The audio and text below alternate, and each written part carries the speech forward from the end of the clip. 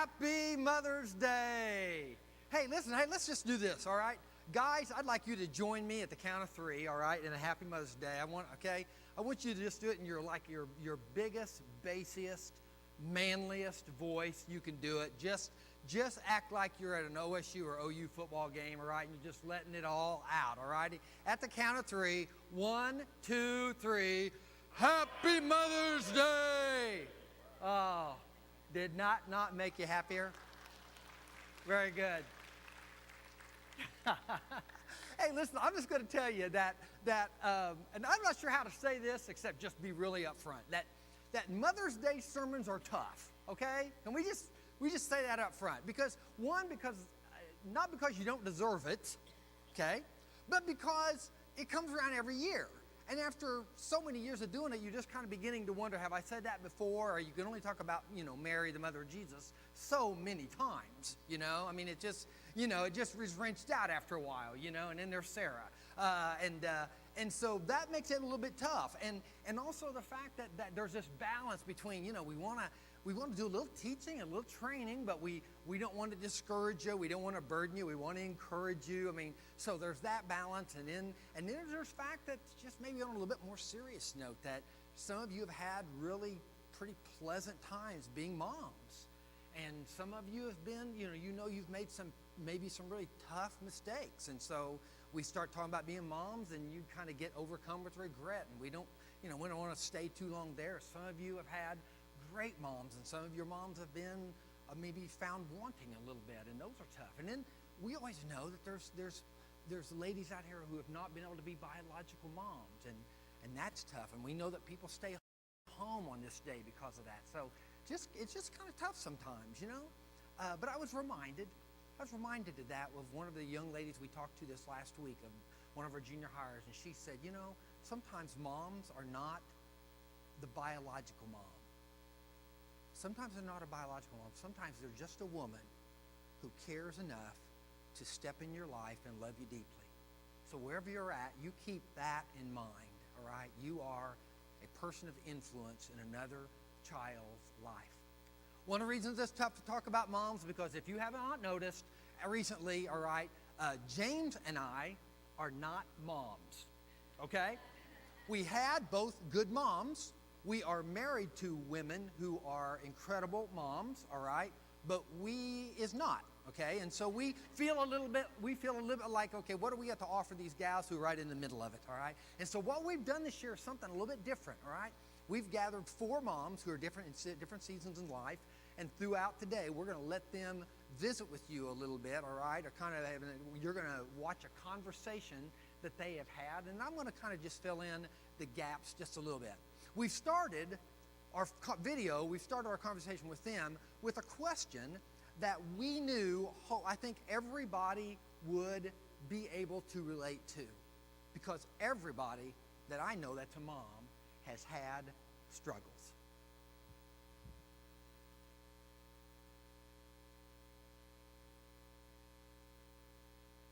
There's tons of struggles. My struggle is time. That's if I think of what I struggle with the most is time, and how do I fit everything in every single day, get up at 5 o'clock and try to start my day so that I can be off work in time to get my kids and go to the gym for an hour and then have dinner and homework and baths and bedtime. And that's my biggest struggle is time. And how many kids do y'all have? 4. Yeah. I struggle with the fear that I'm going to let my kids down. I don't want, when I mess up, to see how it impacts my kids. Kills me. Yeah. And I feel like I do it more than I probably do, but I don't want to fail my kids as a mom. Because we all know we kind of grew up to be our parents, didn't we? Whether Yes. we wanted to or not. And so we know to some level that is going to happen to our kids as well. At my stage of motherhood, I feel like my struggles are more of concerns. When I should be concerned, should I not be concerned? Am I too concerned? There's kind of a fine line in there, so. And the ages of your kids, Debbie, are? 32 and almost 29. Mine is just like, probably my biggest, and this may sound very shallow, but the meal. Like, getting those stinking meals on the table. Yes. actually eat it too. Yeah, and enjoy cooking it. Like, I don't even necessarily like the idea that I'm gonna have to cook something again Yeah. tonight. Yes, I was thinking about that on the way here. It's like, what am I gonna do for supper? Shoot. Yeah. It's a huge struggle because then you have to clean the kitchen. Exactly. After, Exactly. And my son is incredibly picky eater, so it's trying to balance getting him to eat, plus it's something the rest of the family wants, and he's a beanpole, and so trying to figure out what's gonna work for him to actually eat food, and mealtimes are stressful. keeping all the kids happy and trying to fix something that everyone's gonna like. My son says, "Are we gonna have pancakes again?" Yeah. That's for breakfast. I feel like that at my stage again, I want to be a good role model, and I want to be involved in their lives. You know, I want to be involved in my grandkids' lives. I want to be involved in my kids' lives. But again, you know, there's a fine line. You know, I'm the mom. I have grown kids, so When to butt in and when to butt in. out. That's right. Yeah. That's a tough one. How about you guys? I struggle with, I don't run a structured home. Like, my siblings, two of my sisters are very, we get up at this time, we eat at this time, we take naps at this time, I clean house at this time, and I don't do that at all. My life, and some of it has to do with my job and my husband's job, but we have no, I mean, there's somewhat structure. I suppose it's a chaotic structure, but measuring up with these moms that I look at, and they have, you know, they appear Mm-hmm. to have everything, oh, we can't do that tonight because at this night we do this. Yeah. I don't have structure in my chaotic world of parenting. They're at the, Yeah. those I sorts of think things. that's probably the way that I feel too, is I never feel like I'm doing things good enough, you know, because you talk to your other friends and you know that they deal with the same things, but then you still look at them and you think, golly, how do they have it so together? Like, but in reality, it's the same. They don't, yeah. It's the same. Yeah. I mean, we all deal with the same stuff. So, moms, here's a question for you. What is your current primary struggle at this season of your life? As a mom, as a grandmother, even as a parent in another possible role. What do you struggle with?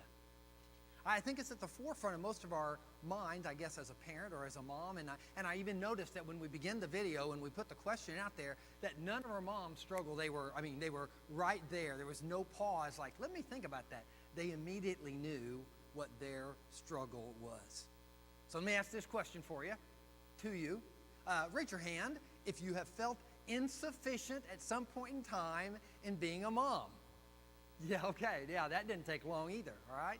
Yeah, that's a natural thing because as Tracy said, gosh, it's a whole thing of like spending time with my kids and how am I, do I have enough time to do everything that needs to be done, from getting them up in the morning to baths and homework and trying to spend some playtime with them and activities, and is there too many activities or not enough activities, and grades, oh my goodness, grades, and am I disciplining in the right, correct way, enough or too little, and then those meals that Kara mentioned, all right? Deanne said something that I felt like probably wrapped it all up when this whole area of struggles. I don't want to fail my kids. I don't want to fail my kids. And then just to ratchet it up a little bit more, like we don't have enough struggles and that doesn't kind of put a weight on our head sometimes. Then there's that whole idea that we talked about, or the gals did, about expectations. Holy mackerel. And from everything from turning on the TV and watching the TV mom, to social media, to the people that you work with, and you feel like, golly gee, they just seem to have it all together. I mentioned social media. Wow. Is there a lot of pressure that comes from that? I mean, people posting pictures, Instagram and Facebook and all those kind of things that of supposed to be snapshots of what their family looks like. Snapshots. What actually it is a crop shot. See, there's a whole lot of difference between a snapshot. A snapshot is a microcosm. We're going to take all our family life and we're going to show you what our family's kind of like, all right? But that stuff on social media, that's not a snapshot. That's a crop shot. That is, we got this whole big old chaotic life or whatever. We had this one really cool moment. We're going to take that, cut it out, edit it, and throw it up and make everybody in the world think it's all right at the Smith home.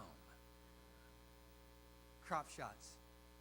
Kind of an inverted way. I had this family that I dealt with several years ago, and they had some kind of traumatic experience, and someone in the family had gotten the idea of going through every family picture and cutting out the unpleasant person who had caused the pain.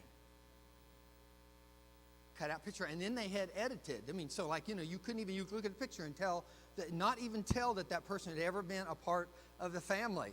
There's some pretty savvy editing going on there. And sometimes we do the same thing with those social media pictures. And it's okay, and it's, and I don't want to be down on it, but it can send this message to everybody else. Is like, oh, that's what their family's like. Oh my gosh, their kid's hair is always parted. Their kid's football uniform is pressed and stuff, even when in the middle of the game. I mean, everything's always right. I can't be that as a mom. Tracy said this: I never feel like I'm doing it good enough. Take a deep breath, Mom. Take a deep breath and listen to this passage of Scripture that the Apostle Paul speaks to some people in the city of Corinth. But he said to me, he being Jesus, my grace is sufficient for you. For my power is made perfect in weakness. Therefore, I will boast all the more gladly about my weaknesses, so that Christ's power may rest on me. And that is why, for Christ's sake, I delight in weaknesses. I delight in insults. I delight in hardships. I delight in persecutions, in difficulties. For when I am weak, then I am strong. God is sufficient when we know we are insufficient.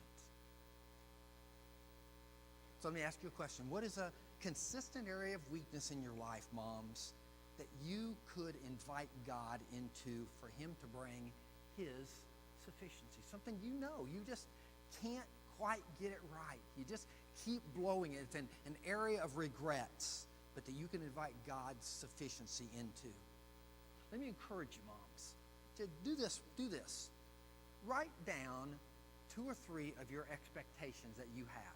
Just grab them and put pen to paper and write down those expectations, because sometimes they're cloudy, but they burden us. And when we can write them down, we can see that the expectation, that's not even fair. That's not even possible. And to write them down and actually hear our lips say them sometimes is the reminder that we need, that we're trying to live up to something that is not even something, an expectation that God has placed in our lives. Lastly, pay attention to social media. All right? Actually, don't pay much attention to social media. All right? Don't pay much attention to it. And I would say this. One, I'm going to challenge you to do this. Post a lousy picture on social media. Okay? Post a lousy. Take the one at the dinner table where nobody likes what you made for dinner that night. On vacation, when everybody is angry at one another and somebody just hit Mickey right in the nose at Disney World. Okay? Post one where your kids just look horrible, or where you look horrible. And send a message of encouragement to other mothers across the world. All right? Do that. Well, it's easy to get caught up in struggles and all that part of the time, and I don't want to do that. I just wanted to note the fact that we all have those, all right? And we also have wins, don't we? Sometimes they're a little bit harder to see. Let's talk about wins, scores, for just a moment. Recently, I've been with my son, who's 14. I've been working with him. He has a tendency to get down on himself. And so one of the things we implemented is every night when he says his prayers and we're sitting in there, he has to tell God 2 things he's thankful for in his wife. And it's gotten to be something he looks forward to at night. And sometimes it's, I'm thankful that I have a bed to sleep on because I'm really tired tonight. And sometimes it's really thought-provoking. But that makes me feel like he's grasping what it means to be thankful for the things that God's given us. That's really And, good, yeah.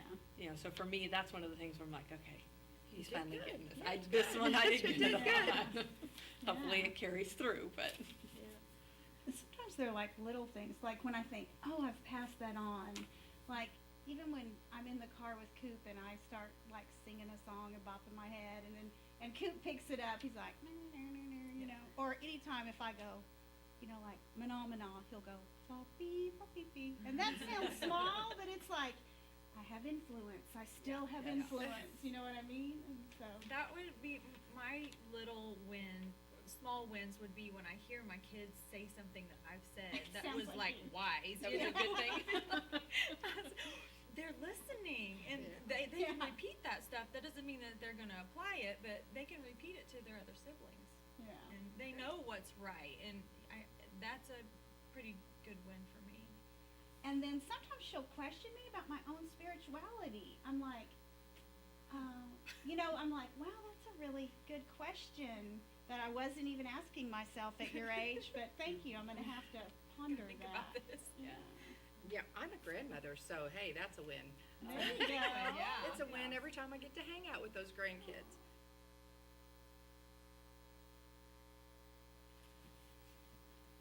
I don't think I could make it a day without my personal relationship with Christ. I always say the devil fights nasty, and he knows every single day, and it's different things on different days where to attack me. And sometimes this is like, oh my goodness, God, I can't do this. Please help me. But it's just it's those little moments through the day that I know I have someone to go to. Because, like I said, the devil is constantly battling me as a mom and as a wife and all of those areas. And I hate to tell you this, but, you know, I was that way when my kids were at home too. I mean, and I still, but it doesn't really get a whole lot better than that. Timing, yes. We don't have to worry about getting the meals on the table. I'm like my husband, he can just eat what he wants, you know, whatever. But you still have those concerns. Sometimes they're even more heart-wrenching when they're older than when they're young. I pray for my kids daily. I pray for my children. I pray for their husbands. I pray for my grandchildren, sometimes more than once a day. He has a plan. I trusted God. I trusted him with my children many years ago, and I know he has a plan. Sometimes I don't know what it is, but he's got a plan. Sometimes I have to get out of my own way and let him do his plan. That's it. too. Yeah. It keeps me grounded, and just like not giving up and Yeah. keep on fighting, and trying to do the right thing and do the right things for our kids and stuff. And it's very important. Even though the scripture that says, Christ died for us when we were in our sin and we were still sinners. I think that always gives me hope, that no matter what the circumstances or what I can't see, God saw us even at our worst, and he was there for us, and he loves our kids way more than we do even. I know, And so, yeah. and he's given them to us actually. When so. I make a mistake as a parent or let my kids down, I know that God still got them in his hands. When I make a bad right. Yeah, parenting yeah. decision and it affects my kids, and I know that they're still his. Yeah. And so my mistakes are gonna be not the end of the world, or theirs either for that matter. Yeah.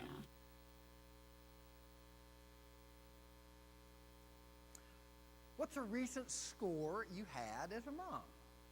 Allow yourself to think about that for a moment. We think about failures, we think about struggles all the time. Where's an area where you had a score? Even if I can say this right, a mana moment, all right? One of those moments that's a score, maybe it wasn't a big score, but it was a little score, it was a little win where you realized, as Kara said, that, hey, I still do have influence in my kid's life. Those are important to note. So easy sometimes to look for great behavior in our kids, isn't it? And we get caught up looking for that big moment, that presidential moment. And sometimes in doing that, I think maybe as parents we miss the fact that, hey, they're not doing anything particularly bad right now. That sometimes in itself can be a score, right? We have to train ourselves. We have to train ourselves to actually not just look at the failures, but actually look for those scores, those wins, those phenomena moments. Think about this, where we're often our own worst enemy, aren't we? And very rarely when we're thinking about negative things do we turn the corner and do good things. We end up just kind of getting in the habit of doing, the bad habits sometimes. And we all know that if we hear 6 compliments and 1 criticism, what do we pay more attention to? The criticism. And so it's this self-defeating kind of pattern we get into sometimes as parents, as moms. Wasn't it refreshing? Wasn't it refreshing? Was to my heart to hear how their personal faith intersected, these moms, how their personal faith intersected, influenced their lives every day as moms. Deanne said, I don't know how I could make it without my personal relationship with Jesus Christ. It's a good question. Good over coffee question. Maybe grab somebody this week and head for a Coke or head for coffee and say, hey, so how does your personal faith intersect with your role as a mom? I loved Debbie's wisdom in stating this way. And it almost came across as kind of a 3-part mama plan, all right? She said this: I put my kids into God's hands years ago. Early on in her motherhood, she placed her kids in the hands of God. Then she said, I pray for them. Sometimes when we place our kids in God's hands, we're quick to pull them back out, aren't we? Like so many other areas of our life. She said, I place them there, then I pray about them. Then she said, and I know that He has a plan. You put them there, you pray for them, you realize even in the tough times, and we all have those, don't we, as moms, even in the tough times, that God has a plan and that He is present. He has not left the house. Tracy said, my faith keeps me grounded as a mom. And I've reminded moms that being grounded means simply that we're able to keep in mind on a daily basis what is really important, and then maybe some of the things that we get caught up in that aren't maybe quite as important. Let me ask you this question. Does teaching spiritual responsibility, is that something that's kind of frightening to you? Is that something that kind of puts you back on your heels a little bit? Like it just seems like one more opportunity not to get it right? Or is it freedom giving? The same man who spoke to the same church, the church at Corinth, about insufficiencies and weakness, said this when it comes to that. Now the Lord is the Spirit. And where the Spirit of the Lord is, there is freedom. How does that apply? That when we're faced with tasks that we don't know and we feel burdened, we feel chained, we feel like this is not something that I can do, that the Spirit of the Lord comes into those insufficiencies and He gives us a freedom. He gives us a freedom. He gives us the words. He gives us the knowledge to share and the example to share with our kids to help them on that spiritual path. Let me give you just a couple practical things to think about in this area. One, you ever played the high-low game with your kids? You ever played the high-low game? You sit down at the dinner table and you never can get any conversation out of them except, the day was fine. So you play the high-low game.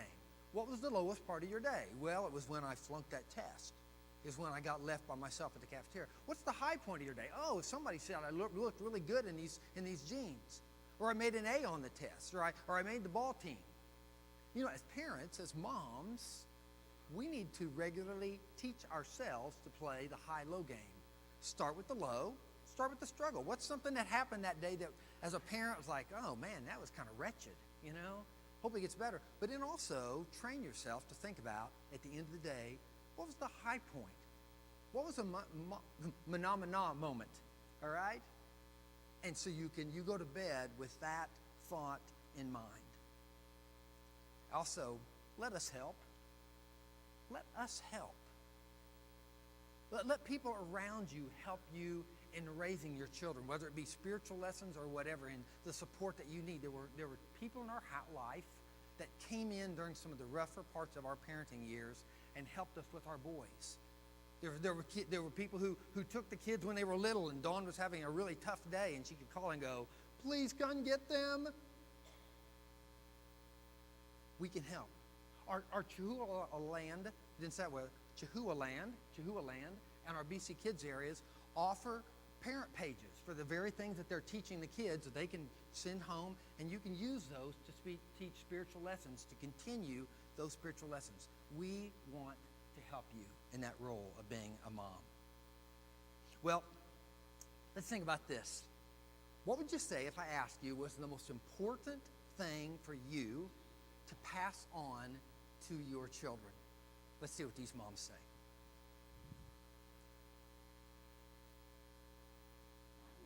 Mine has always been do your best. No matter what you do, whether it's in your job, if you're a ditch digger, if you're a neurosurgeon, whatever, just do your best. In your relationships, do your best. Yeah. That's it. That's all you have to know. Just do your best.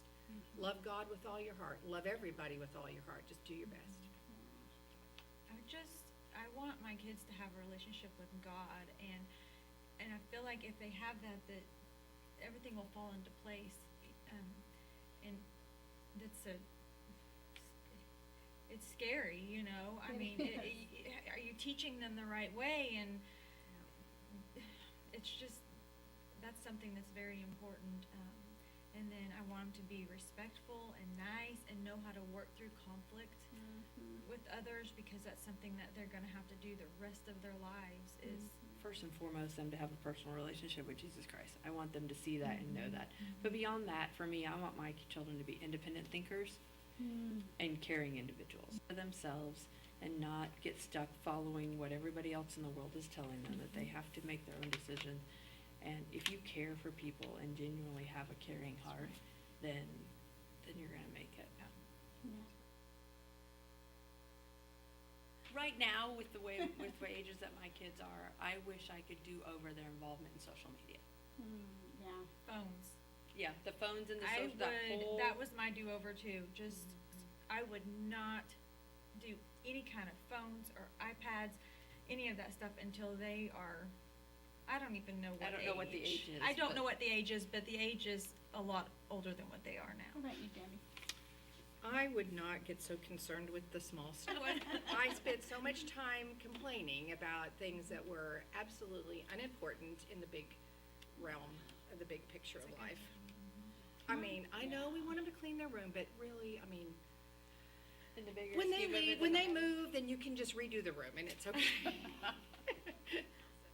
Mine's kind of along those same lines. I love that little TV show, that cartoon show called Meet the Robinsons, and this kid's an inventor, and he gets, he gets adopted by this family, and and he's made this invention, and it doesn't work, and the family goes, "Oh, you failed!" And they get so excited because he failed. I would probably, and they're like, with every failure, you learn something, I would probably have a little more excitement and a little less, oh, look what, okay, Yeah. we're gonna have to do something about this now, Right. And just a little more on the love side and understanding than the, I've gotta fix this and bear down. kind of Absolutely, thing. absolutely.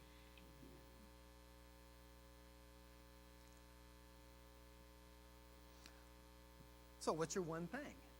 What's your one thing for your kids that you really want to pass it down, and can you write that down in a sentence? I think that's important.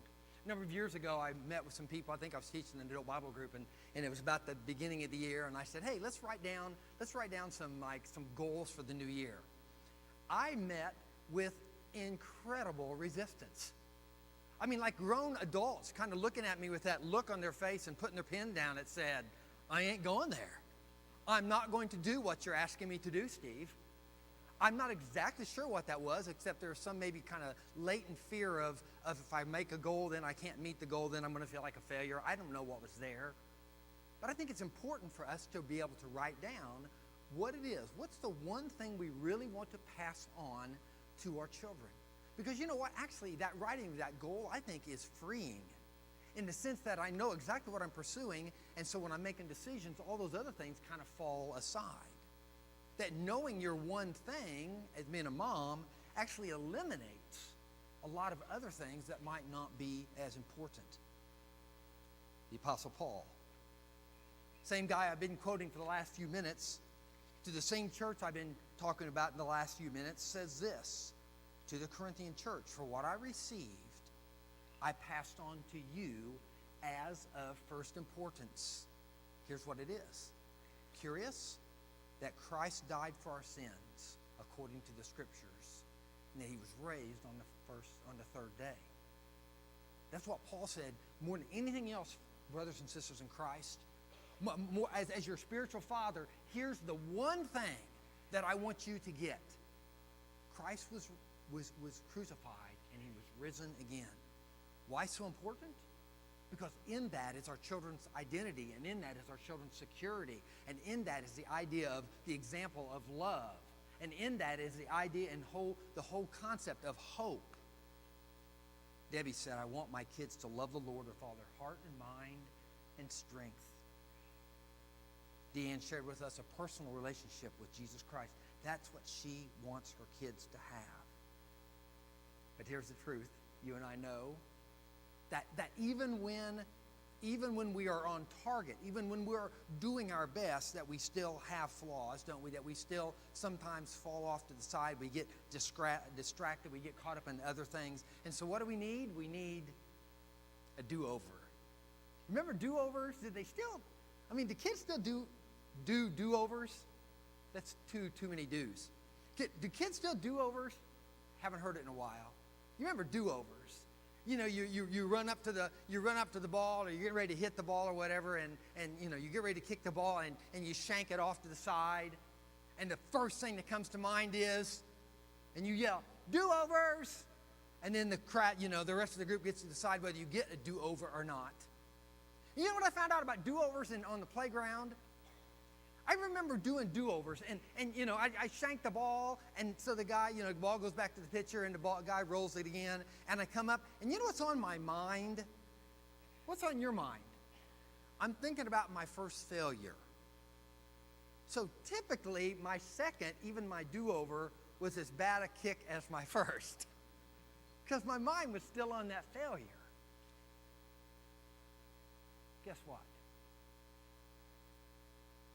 Dad's do-overs are different. The father's do-overs are different. Paul, same guy, to the same church. Therefore, if anyone is in Christ, the new creation has come. The old is gone, the new is here. See, moms? On the playground, it might be do-overs. But in our loving Father's economy, it's new-overs. You don't have to live with the shame or the regret or the thought of, I failed last time, I'll probably fail again, even if I do get another time. Every day, every morning, God's mercies are new again for you as a mom. So whatever plaguing you, whatever in your heart, whatever in your mind of the things, the mistakes that you have made, small or large, we can confess those things to God and sometimes to the person who's been offended, and we start again with new overs. Isn't that great news?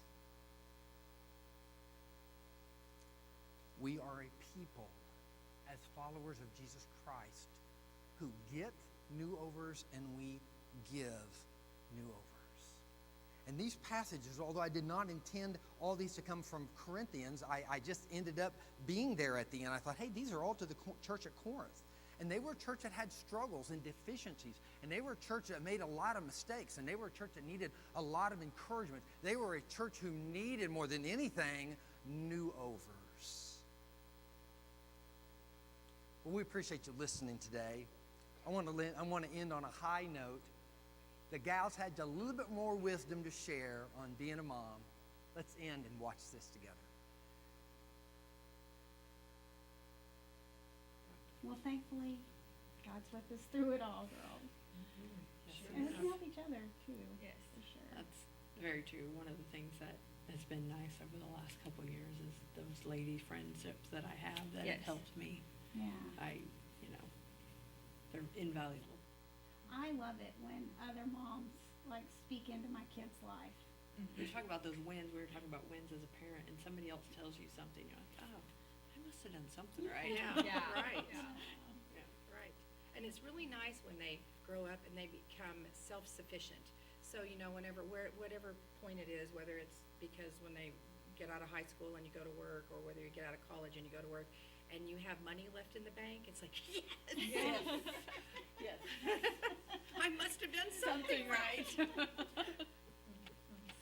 So they will leave him? Yes, they'll leave, finally. Then they'll come back and then they'll leave again.